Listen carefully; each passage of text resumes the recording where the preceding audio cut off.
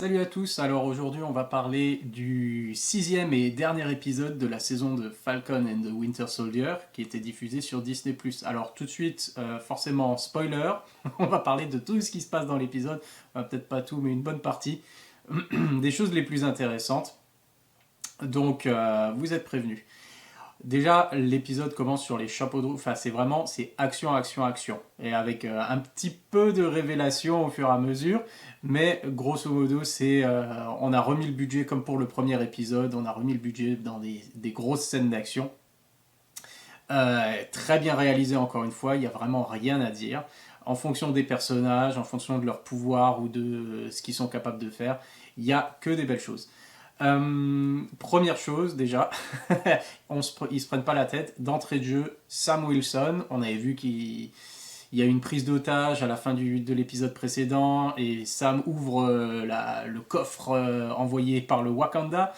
Et comme on pouvait s'y attendre, il s'agissait bien sûr d'une combinaison euh, des ailes, etc. Donc en gros, Sam, quand il débarque dès le début de l'épisode, Sam est Captain America et il s'appelle Captain America, il se présente comme Captain America.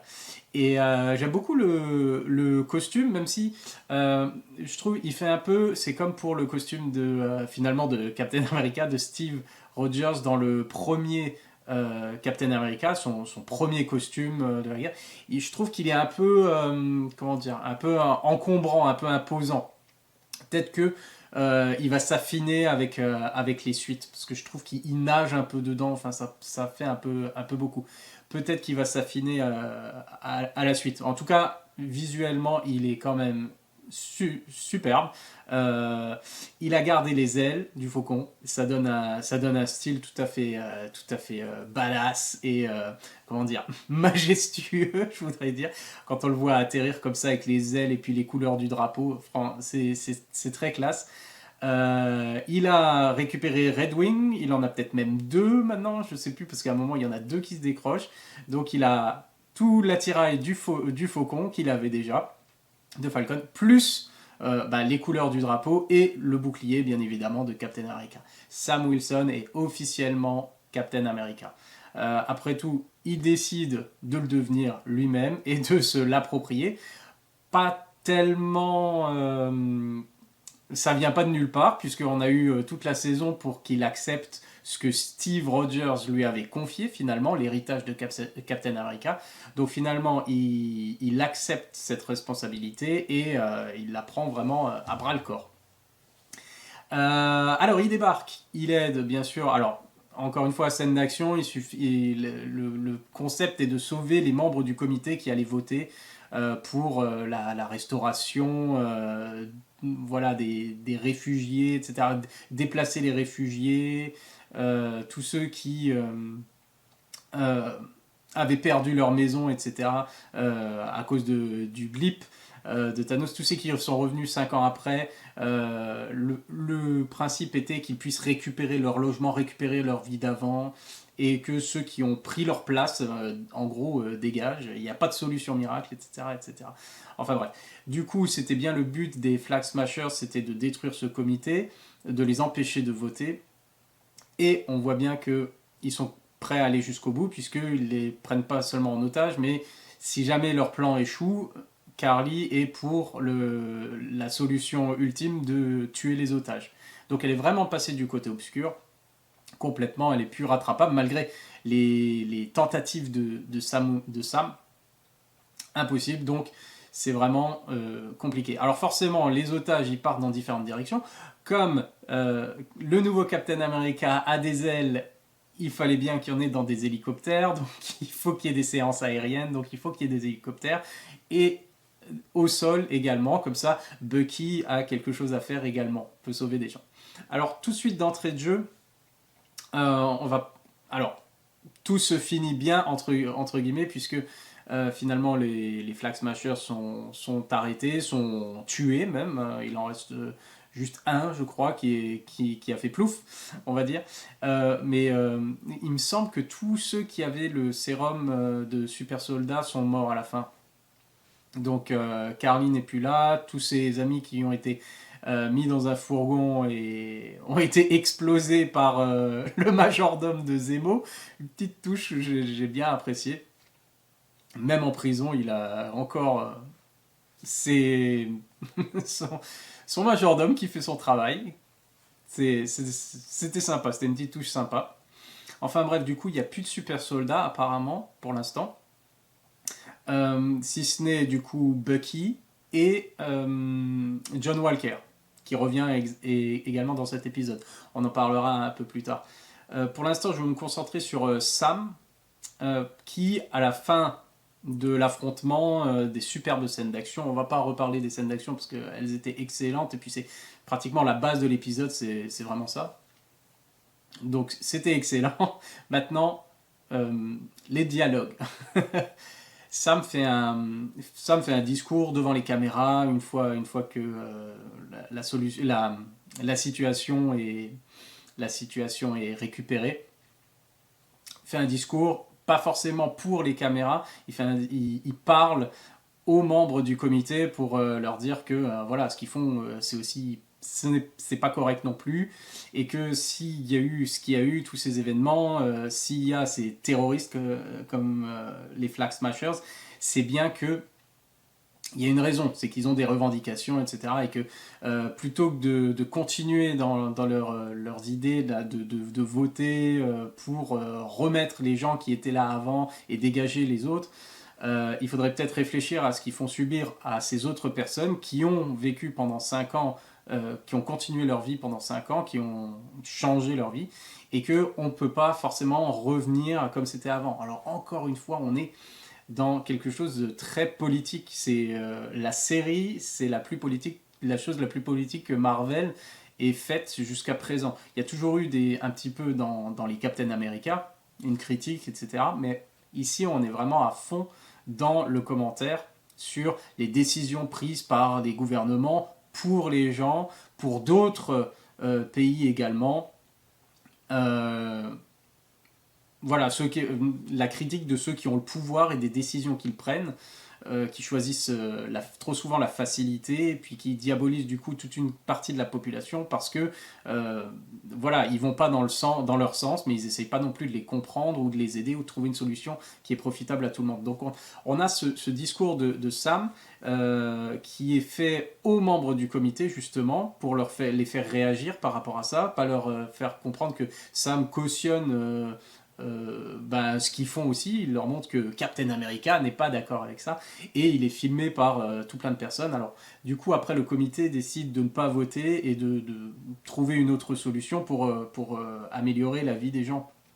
Mais est-ce qu'ils vont faire ça justement parce qu'ils ont une prise de conscience par rapport à ce que Captain America leur a dit et que c'était puissant, ou alors parce que justement il leur a dit devant les caméras et du coup ils se retrouvent un peu dos au mur, forcé de constater que bon, ce qu'il a dit ça a du sens, et en plus tout le monde partout dans le monde l'a écouté. Donc il y a cet aspect-là, peut-être qu'il sera encore développé plus tard.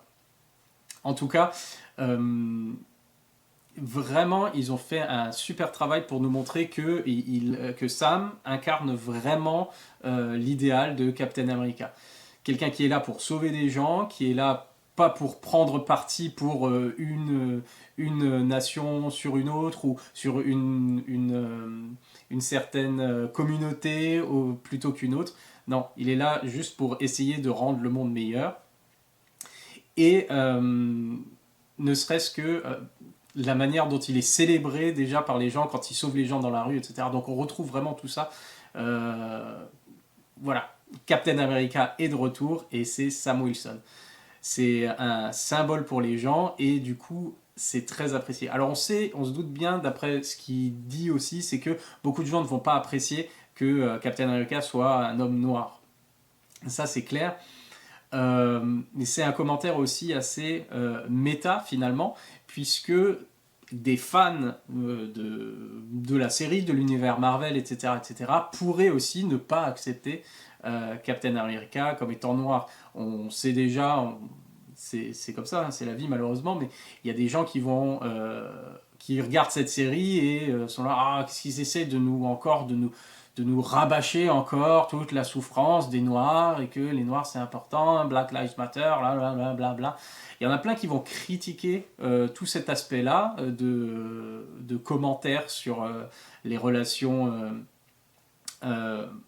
les tensions raciales des États-Unis, etc. Et comme quoi on essaye vraiment d'imposer voilà, du politiquement correct et du progressisme dans des séries à divertissement, etc., etc. Donc il y en a qui vont critiquer, et je pense que les commentaires qui sont faits justement dans ce que Sam dit sont liés directement à ça, le fait que plusieurs personnes ne vont pas accepter que Captain America soit noir, voilà, et qui n'acceptent que Steve Rogers ou voilà. Donc beaucoup apprécié ce commentaire-là parce qu'il n'est pas seulement, c'est pas tout est bien qui finit bien finalement, c'est le côté il y a des compromis. Voilà, la situation elle est comme ça et ça va pas plaire à tout le monde, mais il faut essayer, on va continuer, on va essayer de prendre les bonnes décisions pour que la plupart des gens soient satisfaits, pour unir finalement tout le monde derrière une idée. Et j'ai trouvé ça, le discours était très intéressant. Plus, on va dire, il était plus humaniste, plus, comment dire, plus, ouais, humaniste que vraiment patriotique, où on se dit, oh, un grand discours à la Captain America. Non, j'ai trouvé que c'était justement assez juste et bien fait, et pas avec trop de patriotisme ou de choses comme ça. Donc j'ai trouvé ça bien. Donc ça c'est pour Sam, super. Après bon bah, il rentre à la fin, on le voit rentrer et puis faire un super barbecue avec sa famille. Ils ont reconstruit le bateau, ils ont reconstruit l'Amérique. Et il dit clairement à un moment justement, il va parler avec Isaiah Bradley juste avant ça. Très belle scène encore une fois où il va lui dire que voilà, ils ont construit ce pays, c'est ce que j'avais évoqué à l'épisode précédent, pour l'épisode précédent, c'est que l'allégorie avec reconstruire le bateau et finalement le garder et pas le vendre, voilà, ils ont aidé à construire le pays et voilà, on va pas, personne va lui dire qui doit être Captain America, voilà, c'est lui Captain America et c'est tout, il prend cette responsabilité, il va montrer que que ça peut être une bonne chose et qui va être accepté, etc. Donc très intéressant, et bien sûr avec Isaiah Bradley, cette superbe scène où Sam l'emmène au musée, musée de la guerre, musée de Captain America, et ouais, il a son aile à lui du coup, avec une belle statue, et puis voilà, l'histoire lui rend hommage. Et le remercie pour tout ce qu'il a fait, et comme ça les gens, le monde saura qui il est et ce qu'il a fait, son sacrifice et tout ce qu'il a fait pour le pays. Et j'ai trouvé ça vraiment excellent, une scène très touchante, beaucoup d'émotions, et c'était parfait. Bucky de son côté, alors il participe aux scènes d'action, pas de problème. À part ça, pas grand chose finalement, puisque au bout du compte,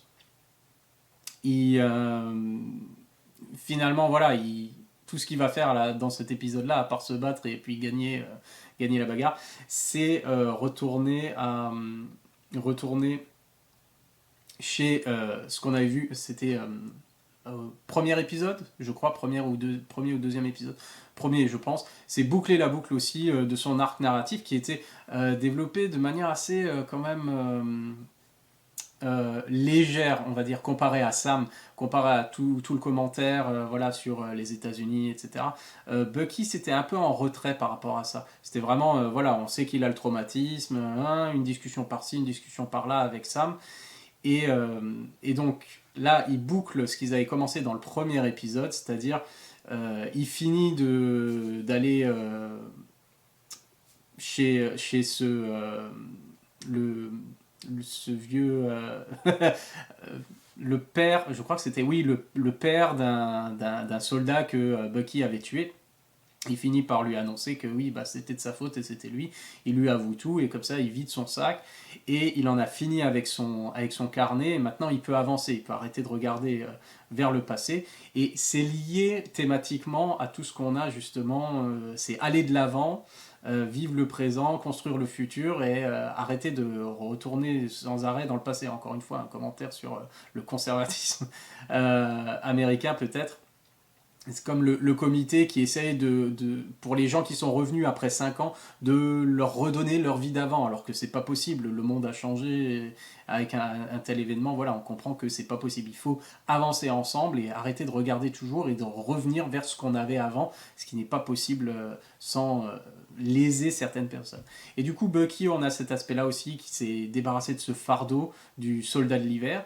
Alors il s'appelle encore le soldat de l'hiver apparemment à la fin, puisque maintenant que ça, mais Captain America, à la fin, on nous dit que, boum, alors peut-être c'est pour une prochaine saison, peut-être pour un film, en tout cas, la prochaine saison s'appellera, s'il y en a une, Captain America et le soldat de l'hiver.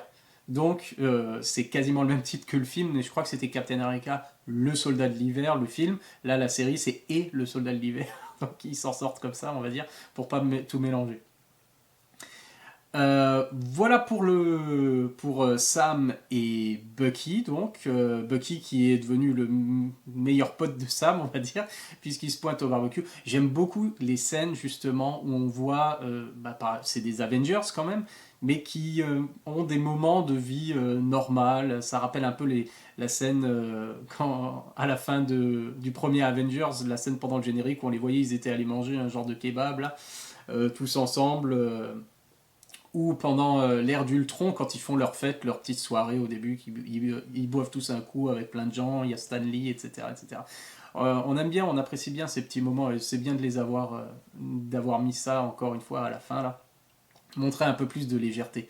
Donc c'était sympa. Donc à suivre les aventures de Captain America et le soldat de l'hiver. Alors est-ce qu'il va continuer à s'appeler le soldat de l'hiver? D'après le titre qu'il nous donne à la fin, oui. C'est pas plus mal, mais il va aller de l'avant, il va arrêter d'être un peu trop, on va dire, hanté par son passé. Qu'est-ce qu'on a d'autre dans cet épisode qui était excellent? Alors, la conclusion, on va dire, pour Zemo, finalement, qui est au raft, quelque chose me dit qu'on n'a pas fini de le voir. J'ai dit que j'ai bien aimé le majordome qui fait sauter le reste des Flag Smashers, des super soldats, voilà. Ça, il a ce qu'il veut. Ça annonce quand même, encore une fois, on dit les Thunderbolts, cette équipe d'anti-héros de super-vilains dirigée par le général Ross, qu'on risque donc de revoir dans une prochaine série. Et alors, c'est pas tout, parce qu'on revoit encore une fois John Walker, j'ai beaucoup apprécié ce qu'ils ont fait avec lui, puisque finalement, c'est pas tant, c'est un peu une rédemption pour lui, hein, puisque ça va mieux. Déjà, il n'allait pas en prison, ça on le sait, mais il avait tout perdu au niveau de sa carrière militaire, etc. Et il a quand même cet aspect, on avait craint le pire, en le voyant à la fin de l'autre épisode en train de se fabriquer un faux bouclier de Captain America. C'est confirmé que ce bouclier lui sert pas à grand chose. Finalement, c'est pas le bouclier. Il voit bien que, voilà, c'est bien fait parce qu'il voulait continuer à être Captain America, donc il s'est fait un bouclier, mais il comprend de lui-même que, on voit que le bouclier lui sert à rien, donc non, ce n'est pas Captain America. Il peut pas être Captain America. Mais il a choisi quand même de venir se battre pour arrêter les Flag Smashers. Et il a choisi aussi, il y a ce moment où on le voit, il a le choix entre soit aller se battre, soit courir après un des terroristes, soit sauver les gens dans un fourgon qui va tomber. Et il fait le choix d'aller sauver les gens. Et on voit à ce moment-là, justement, quand il tient le fourgon et qu'il le retire, au même moment, en fait, on voit qu'il se débarrasse du bouclier. C'est le moment où il arrête finalement d'essayer d'être Captain America. Et il fait simplement son devoir de soldat. Et puis, voilà, c'était quand même un héros jusque-là. Et il prouve qu'il a encore cette envie d'aider les gens, de sauver les gens et d'être un héros. Et pas seulement d'être Captain America, d'être un symbole. Donc il fait le bon choix à ce moment-là. Et il va aider, du coup, j'aime bien parce qu'il part avec Bucky et Sam, justement, tous les trois à la recherche, du coup, de Karli pour l'affrontement final, etc. Donc, beaucoup apprécié ce qui arrive à John Walker. Et à la fin, bien sûr, il signe. Il a un nouveau costume, il devient US Agent, et puis il attend qu'on vienne le chercher pour des missions. encore une fois, c'est lié, je pense, à tout ce qui est Thunderbolts. Il va faire partie de cette équipe, cette autre équipe qui va faire des missions. Je pense que le fait qu'il soit un peu perturbé, etc., ça va encore être traité par la suite. Je pense qu'on n'en a pas fini avec le côté un peu psychotique de John Walker. Mais je trouve que c'est un personnage super intéressant, j'ai hâte de voir ce qu'ils vont en faire. Ensuite, la grande révélation, parce que finalement, c'est un peu comme WandaVision, où on s'attendait d'épisode en épisode à être là, dès qu'on voyait quelque chose, dès qu'on on a vu Quicksilver, etc., de l'univers des X-Men et tout. Et finalement, à force de s'imaginer tout plein de choses, on va voir Steve Rogers peut-être, on va voir... Et ben finalement, on a une révélation, je crois, dans tout l'épisode, c'est tout, et on a enfin l'identité du Power Broker. Et sans grande surprise, on va dire, il s'agissait bien de Sharon Carter. Ça a été traité de manière un peu étrange, j'ai l'impression. Enfin, c'était un peu la manière dont elle apparaît dans l'épisode, et puis voilà, on avait tout de suite compris quand elle est arrivée, puis elle avait un faux masque, etc., elle avait un faux visage, et puis on lui... je suis là pour vous aider, etc. Et tant pis, on se doutait bien qu'il y avait... à ce moment-là, moi, je me suis dit, c'est bon, c'est elle, on a compris. Si elle est là, c'est que c'est elle. Et puis elle avait appelé Batroc, etc. Elle l'avait bien appelé pour qu'il puisse espionner et rendre compte de ce que Carly faisait. Comme ça, elle avait bien entendu elle pouvait la retrouver, d'ailleurs elle l'a tuée. Donc c'était elle depuis le début qui menait la danse. Et à la fin, un comité sénatorial, encore une fois, s'excuse pour tout ce qu'elle a vécu, et puis elle a l'immunité, enfin on lui efface toute son ardoise, et puis elle est rétablie dans ses fonctions, si elle veut, à la CIA de son ancien poste, etc. etc. Donc c'est ce qu'elle attendait, mais apparemment ça suffit pas, et puis elle va en profiter pour d'avoir accès à des informations secrètes, etc., pour son organisation à elle et pour faire quelque chose. Alors tout ça c'est obscur, forcément c'est à suivre. La question maintenant qui se pose, c'est est-ce qu'il s'agit vraiment de Sharon Carter? Parce que Sharon Carter, normalement, n'est pas censé passer complètement du côté obscur. Maintenant, ils peuvent faire ce qu'ils veulent, puisque on n'est pas dans les comics, on crée du neuf. Mais il y a plusieurs possibilités. Soit Sharon Carter n'est pas vraiment le Power Broker. Et c'est encore quelqu'un qui est au-dessus d'elle, peut-être la personne qui est au téléphone, ou je sais pas, ou il y a peut-être quelqu'un encore au-dessus qui est là pour...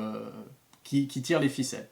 C'est une possibilité. Soit elle est manipulée, soit c'est elle, et elle est méchante, et soit c'est elle est méchante, et il n'y a pas de problème, et à voir où ça nous mène.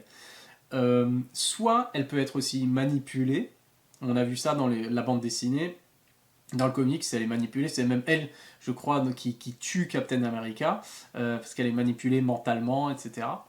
Soit, et ça, on sait que ça arrive, c'est la série Secret Invasions, avec Nick Fury, avec, quelqu'un a signé il n'y a pas si longtemps d'ailleurs, pour rejoindre le casting, mais je ne l'ai plus en tête. Bref, et je pense qu'elle sera dedans, et si c'est lié à ça, ça pourrait être aussi que Sharon Carter n'est pas Sharon Carter, c'est un Skrull qui a pris l'apparence de Sharon Carter. C'est aussi une possibilité, puisque on sait que Secret Invasion, c'est une invasion extraterrestre qui a lieu à l'insu de plusieurs personnes, et depuis plusieurs années, il remplace des personnes importantes un peu partout. À voir si ça se confirme ou pas. Donc voilà pour Sharon Carter, à suivre. Ensuite, on a qui d'autre? Zemo s'est fait, Bucky s'est fait, Sharon Carter, la grande révélation qui n'est pas vraiment une révélation finalement. Batroc finalement, est-il mort? Encore une fois, il se prend une balle hors caméra, il tombe, peut-être qu'il est simplement blessé, donc peut-être qu'on le reverra, ça ne m'étonnerait pas. Et pour finir justement, alors on voit que plein de graines sont semées pour les prochaines séries.